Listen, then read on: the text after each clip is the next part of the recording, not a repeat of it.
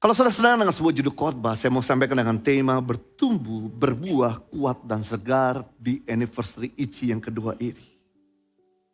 Kalau Anda melihat sebuah pohon yang penuh dengan ranting, penuh dengan daun, penuh dengan buah, penuh dengan bunga, berasal dari sebuah benih. Kalau Anda melihat sebuah pohon yang begitu indah di sekeliling Anda, berasal dari sebuah benih. Kalau Tuhan mau menghadirkan sebuah pohon berserta dengan buah, bunga, dan daun, dia sembunyikan dengan sebuah benih. Jadi, masa depan sebuah pohon ada dalam sebuah benih. Benih bukan bicara hasil, tapi benih bicara potensi. Benih bukan bicara hasil, tapi benih bicara potensi. Jadi masa depan saudara ada di dalam potensimu sendiri. Itu sebabnya saudara jangan menyia-nyiakan potensi yang Tuhan sudah berikan di dalam diri saudara. Itu sebabnya saudara jangan sembarangan dengan potensi yang Tuhan sudah tanam di dalam diri saudara.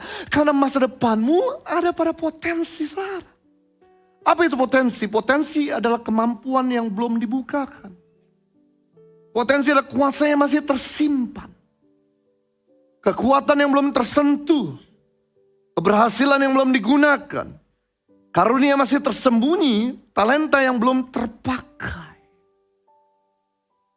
Di dalam diri saudara sudah ada kemenangan, sudah ada kekayaan, sudah ada keberhasilan, sudah ada kejayaan. Tapi belum saudara nikmati.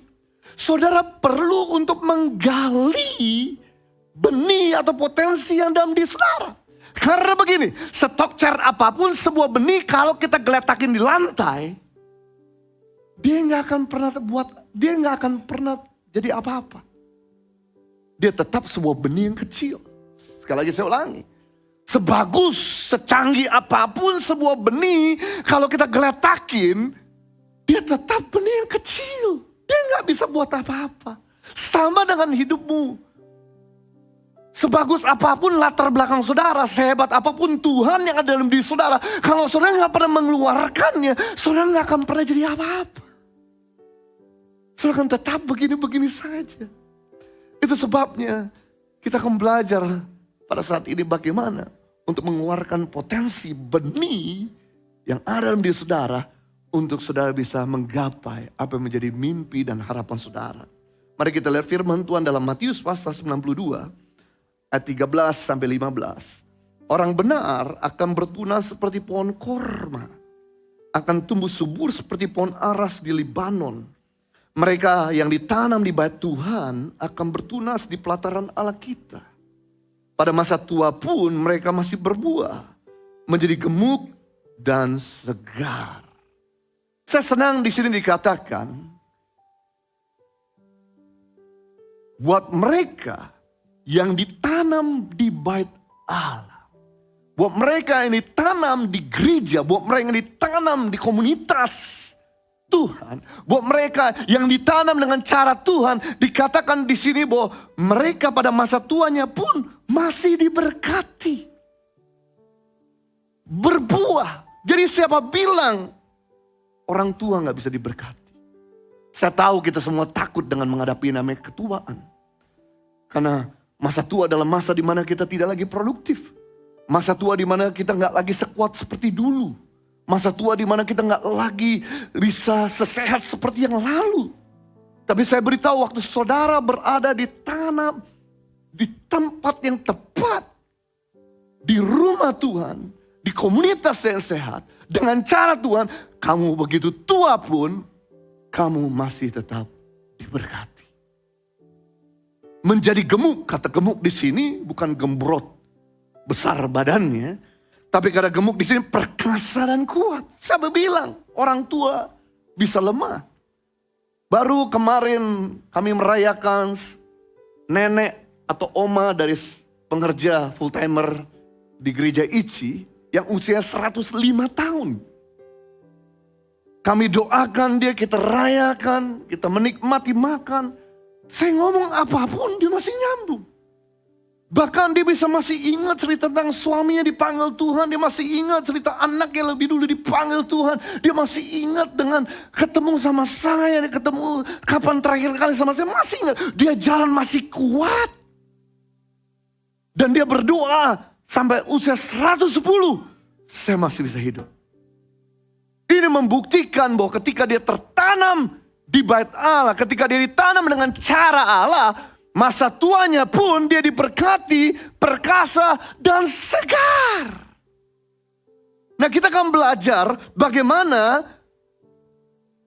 membuat benih kita bertumbuh, berbuah, gemuk, dan segar. Yang pertama, untuk kita bisa membuat hidup kita, potensi kita berkembang, berbuah, dan segar, benih perlu panas.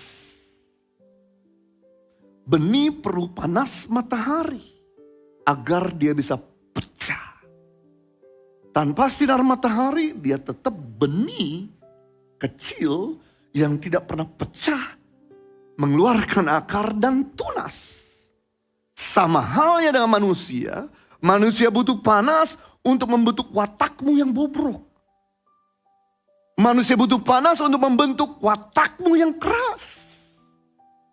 Amsal pasal 27 ayat 17, besi menajamkan besi. Manusia menajamkan sesamanya. Perhatikan, besi tidak akan mungkin tajam kalau dia tidak nempel dengan besi. Besi tidak akan mungkin tajam kalau dia tidak nempel dengan elemen yang sama.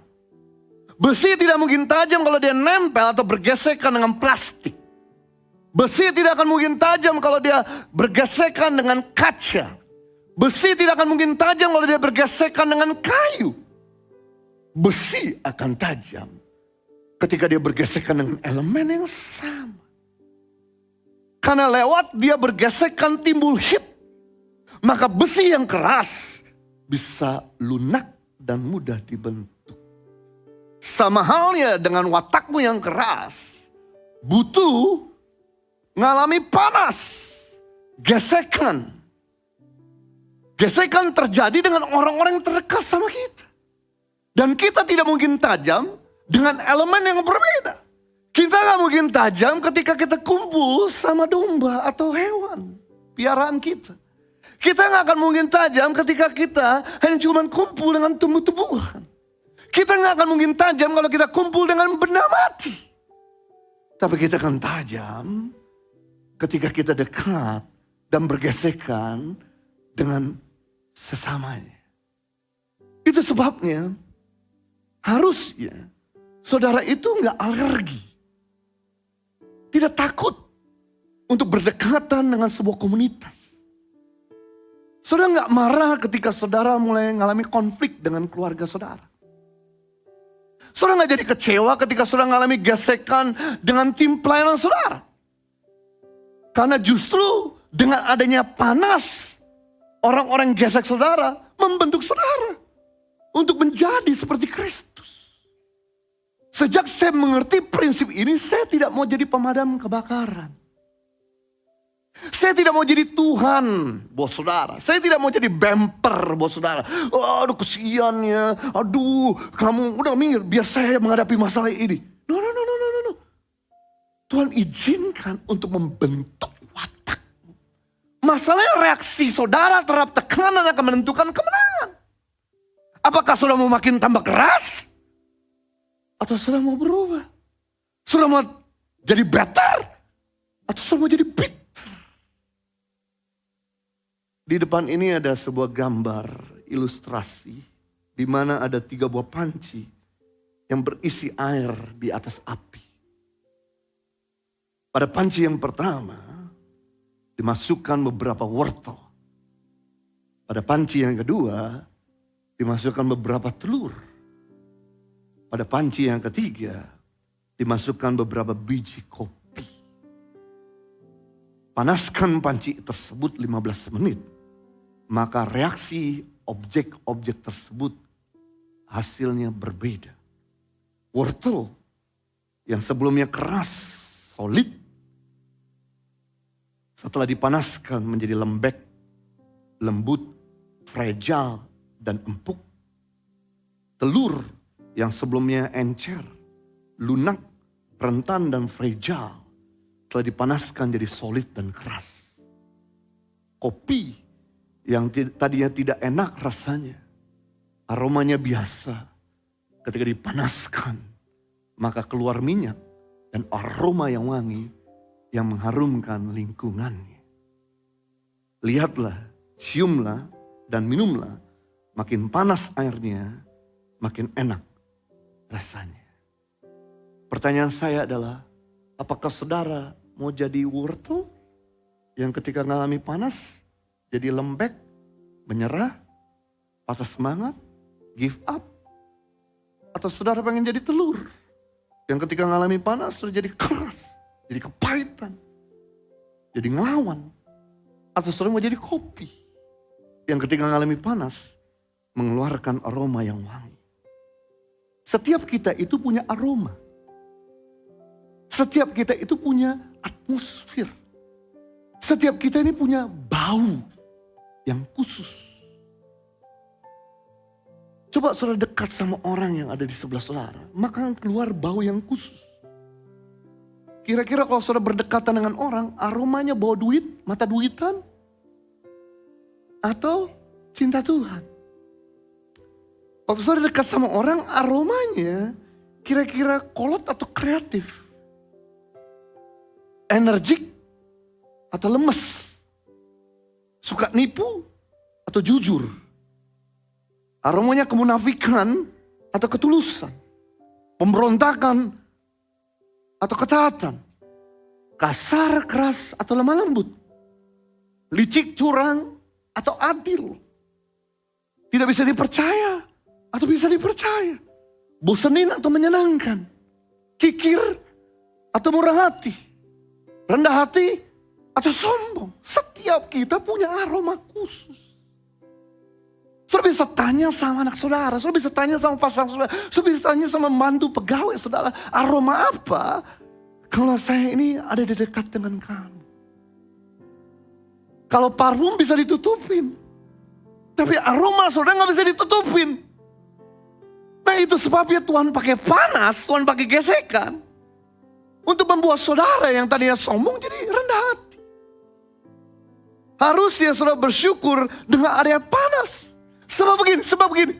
Kalau saudara berkata begini, gue gak mau kena panas, gue gak mau pelayanan, gue gak mau ke gereja, gue gak mau ikut komsel, gue mau di rumah aja. Saya beritahu sama saudara, waktu saudara di rumah aja, tidak pernah mengalami gesekan, maka saudara akan jadi karatan. Karena besi, kalau dia gak pernah digunakan, dia jadi karatan dan tumpul. Semua benda yang kita diamkan tidak pernah kita gunakan akan jadi rusak. Itu sebabnya besi, kalau kita gunakan, kalau kita asah, dia akan jadi tajam dan tidak karatan. Sama dengan hidup ini. Kalau saudara menghindar dari keramaian, saudara menghindar dari komunitas, saudara menghindar dari perkumpulan, saudara menghindar dengan keluarga saudara, maka saudara akan jadi tumpul. Saudara akan jadi karatan. Saudara jadi mudah jatuh dalam dosa. Saya beri contoh. Daud, waktu dia ngalamin panas, dia gak pernah jatuh dalam dosa. Waktu Daud dikejar-kejar sama mertuanya, Raja Saul untuk mau dibunuh, dia makin dekat sama Tuhan.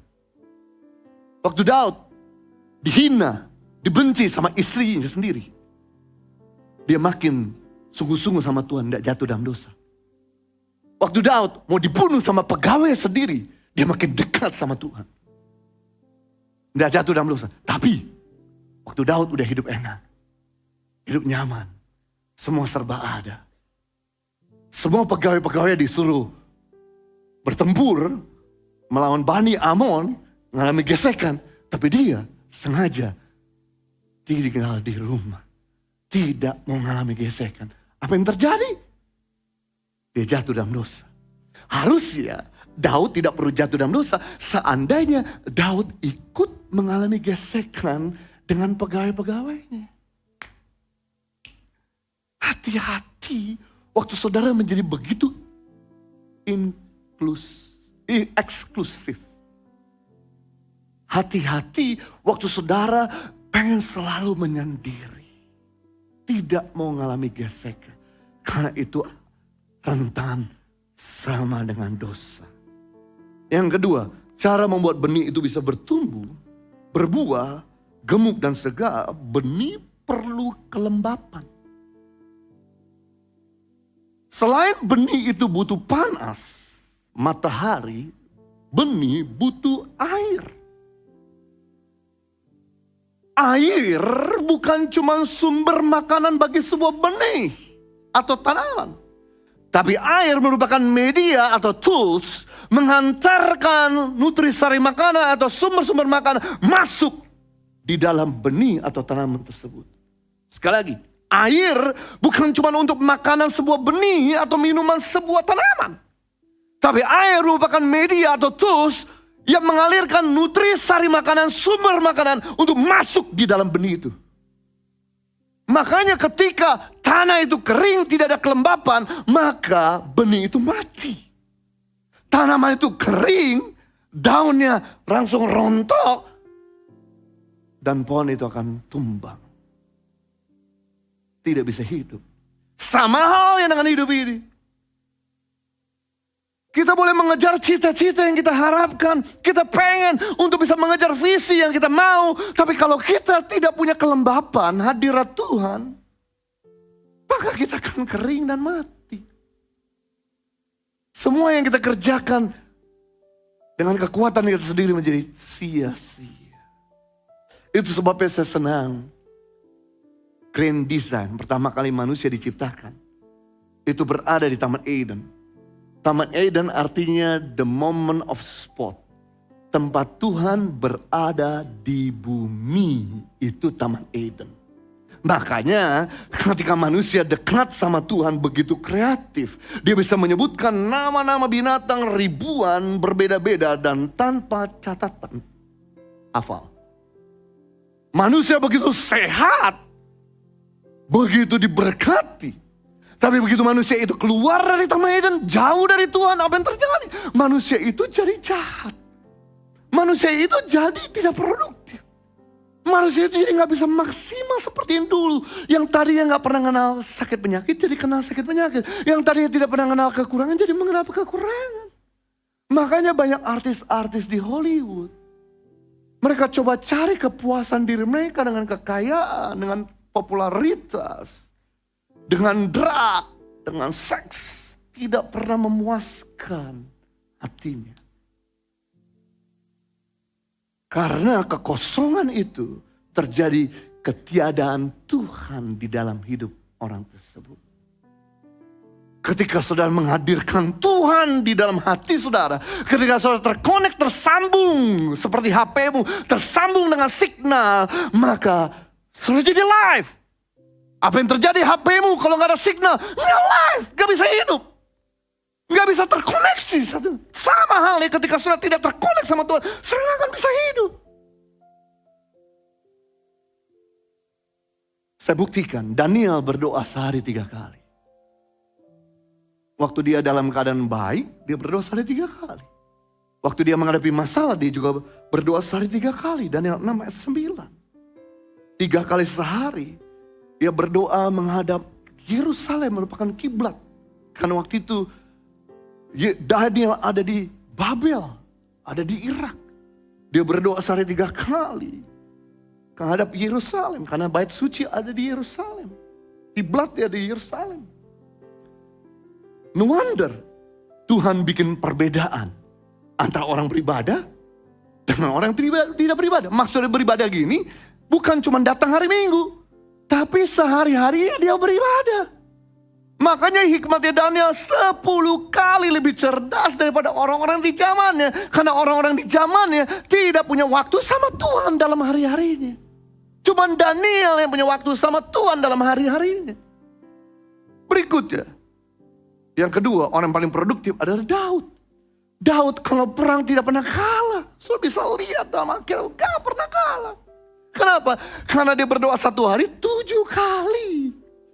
Mazmur 119 ayat 164. 7 kali dalam sehari aku memuji-muji engkau karena hukum-hukummu yang adil. Kalau satu hari 24 jam dibagi 7 berarti setiap 3,5 jam Daud berdoa. Daud memuji Tuhan. No wonder.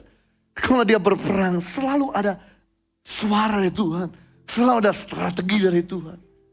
Hey, dalam ilmu bisnis ke depan kita harus cari strategi dari Tuhan. Bukan copy cloning dari bisnis dan strategi orang lain. Kalau saudara copy cloning strategi bisnis dari orang lain, maka saudara jadi second best. Tapi kalau saudara tanya langsung dari Tuhan, saudara jadi yang the best. Makanya gereja ICI ini berdiri, kami belajar untuk tanya Tuhan terus. Memang kita perlu belajar dari orang lain, tapi kami tidak copy cloning strategisnya. Kami cuma pegang prinsipnya. Lalu kemudian kami aplikasikan dengan metode yang relevan buat orang-orang yang ada di tempat ini. Yesus dalam 3,5 tahun, dia melayani dengan sangat produktif. Biasanya bagi kepala daerah butuh waktu 5 tahun untuk mengubah daerahnya. Bagi kepala negara butuh waktu 5 tahun untuk mengubah negaranya. Tapi Yesus dalam 3,5 tahun, dia mengubah dunia. Kenapa? Karena dia berdoa setiap waktu. Siapa bilang Yesus sudah berdoa pagi hari? Siapa bilang Yesus sudah berdoa siang hari? Siapa bilang Yesus sudah berdoa malam hari? Yesus berdoa setiap waktu. Makanya bayangkan Yesus aja yang adalah Tuhan berdoa. Siapa kita yang adalah manusia tidak berdoa? Pertanyaan saya adalah, dalam satu hari, berapa kali sudah menghadap Tuhan? Banyak kita pengen ambisi. Punya ambisi ingin jadi kaya raya. Banyak kita punya ambisi untuk menjadi popularitas. Viral. Banyak kita berambisi ingin punya posisi yang tinggi. Banyak kita berambisi ingin memiliki ini dan itu. Tapi mereka lupa bahwa semua itu bisa didapatkan di dalam Kristus. Yohanes pasal 15 ayat 5, akulah pokok anggur dan kamu ranting-rantingnya. Barang siapa tinggal dalam aku dan aku di dalam dia, ia berbuah banyak. Sebab di luar aku kamu tidak dapat berbuat apa-apa. Perhatikan di sini. Barang siapa tinggal di dalam aku dan aku di dalam dia, ia berbuat banyak. Ia berbuah banyak. Jadi sebetulnya kerjaanmu bukan cuma mikirin berhasil. Bukan cuma mikirin jadi orang pinter. Bukan cuma mikirin jadi orang hebat. Harusnya tugasmu mikirin bagaimana kamu selalu tinggal dalam Kristus. Kamu pasti berbuah. Kamu pasti berhasil. Sebagai contoh, di depan saudara ada 2 objek. Satu jeruk di luar kulit, satu jeruk di dalam kulit. Jeruk yang berada di luar kulit, ketika ada debu atau virus, jeruk ini jadi beracun. Tidak baik untuk dimakan. Hanya cuma bisa kita buang saja. Jeruk di luar kulit, ketika datang panas, dia cepat kering. Jeruk di luar kulit, ketika kena hujan, dia jadi mudah rusak. Dan jeruk, ketika dia ada di dalam air bicara masalah hidup, dia jadi tenggelam.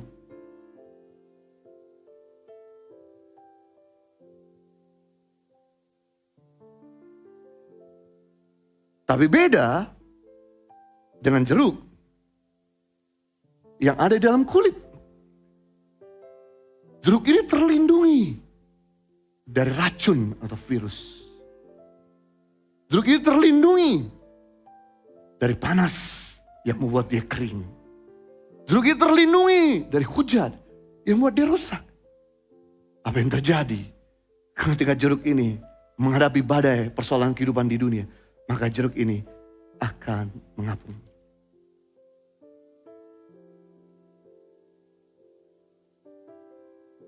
Dia tidak tenggelam.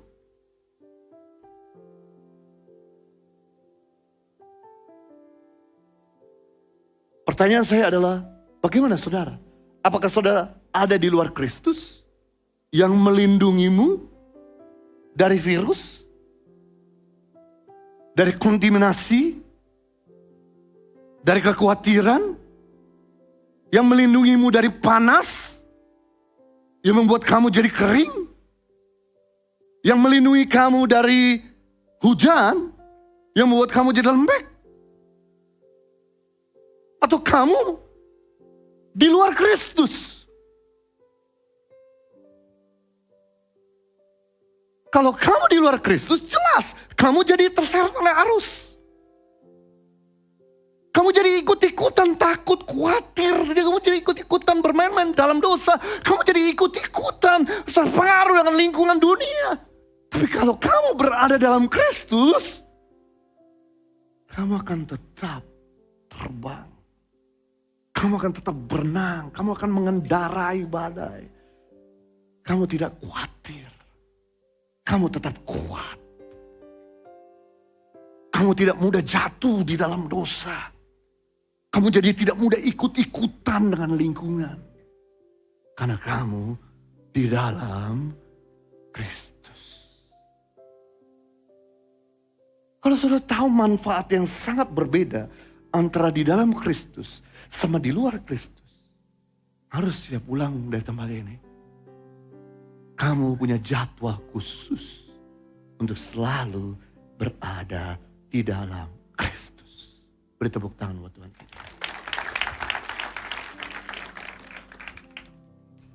Yang ketiga, yang terakhir, bagaimana membuat benih kita atau potensi kita bertumbuh dan berbuah menjadi segar. Benih perlu ditekan. Yang pertama, benih perlu panas. Yang kedua, benih perlu kelembapan. Yang ketiga, benih perlu ditekan. Mazmur 92 ayat 13-14. Orang benar akan bertunas seperti pohon korma. Akan tumbuh subur seperti pohon aras di Libanon.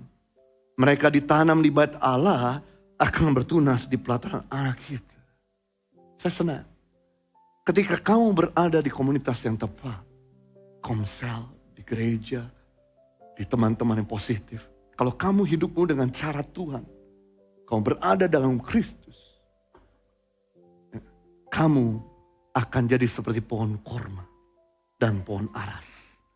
Pohon korma adalah pohon yang bisa hidup di cuaca ekstrim panas dan kering.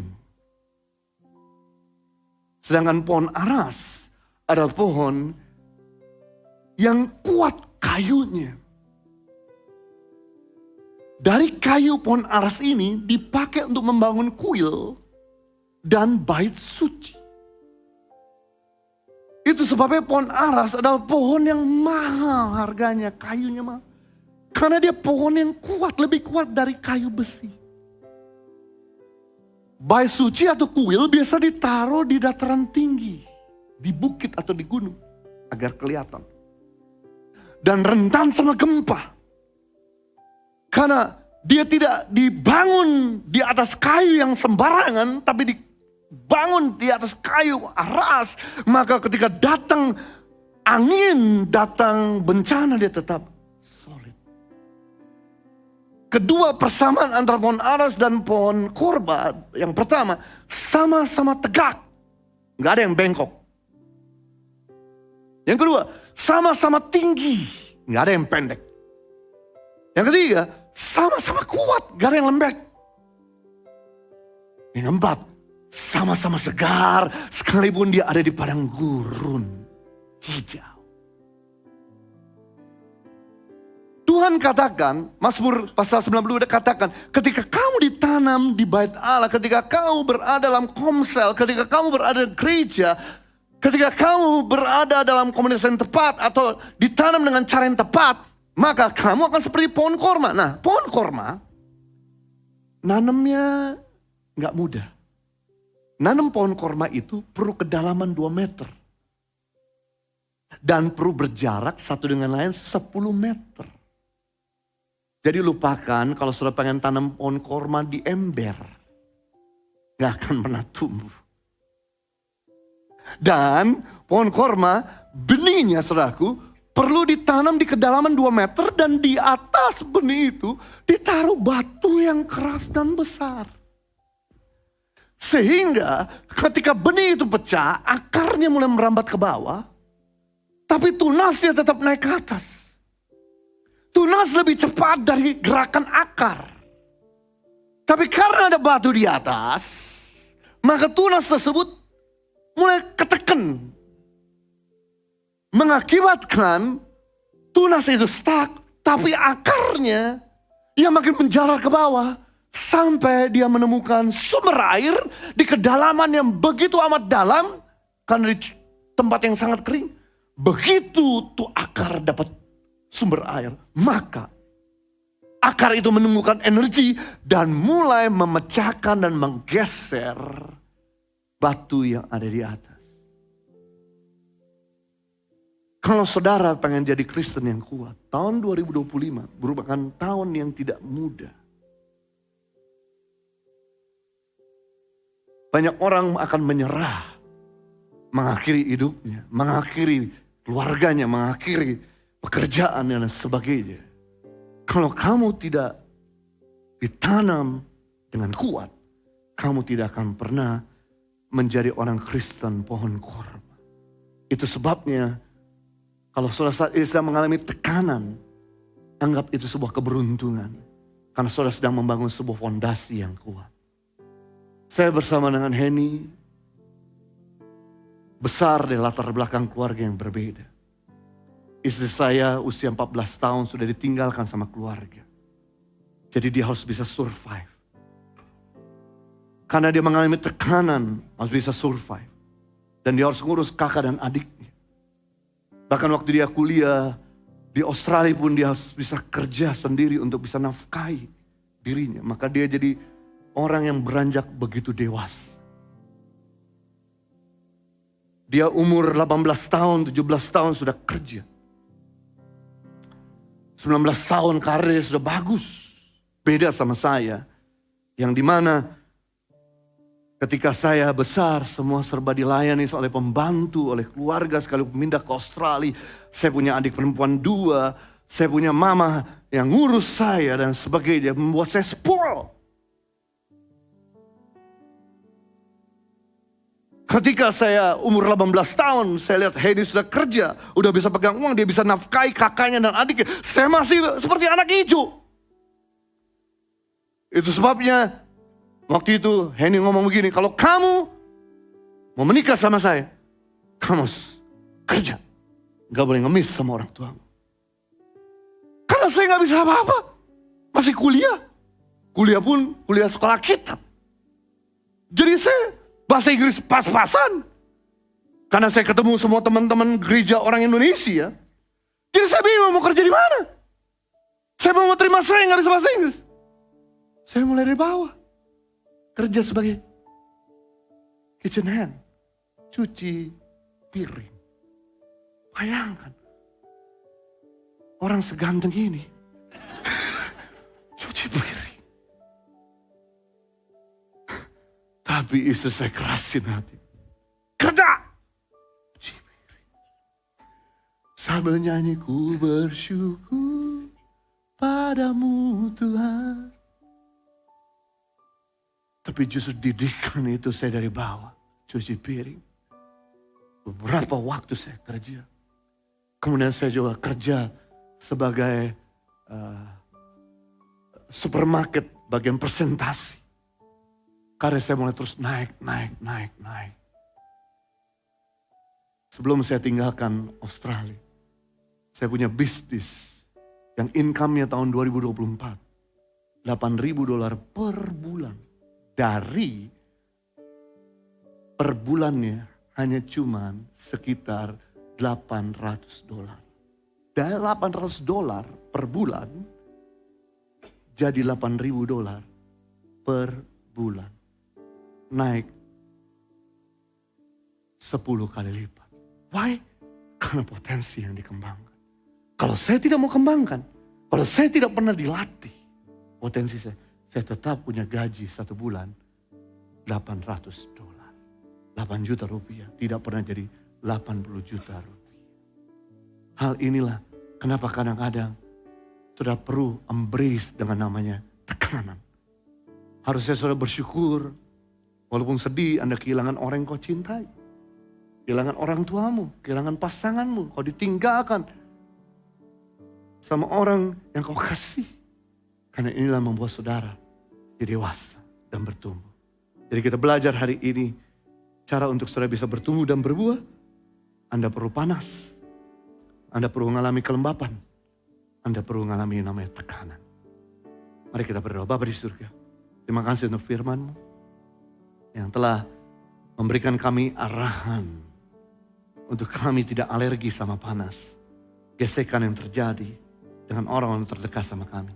Karena ini membuat aroma kami yang buruk menjadi aroma yang wangi. Aroma yang bisa dinikmati. Bahkan kami juga mau tinggal dalam Kristus. Kami capek tinggal di luar Kristus. Tapi ketika kami ada di dalam Kristus, kami akan berbuah dengan banyak. Dan kami belajar untuk jadi seperti pohon korma, benih korma. Yang ready untuk ditekan. Semakin ditekan, kami sedang membangun fondasi yang kuat.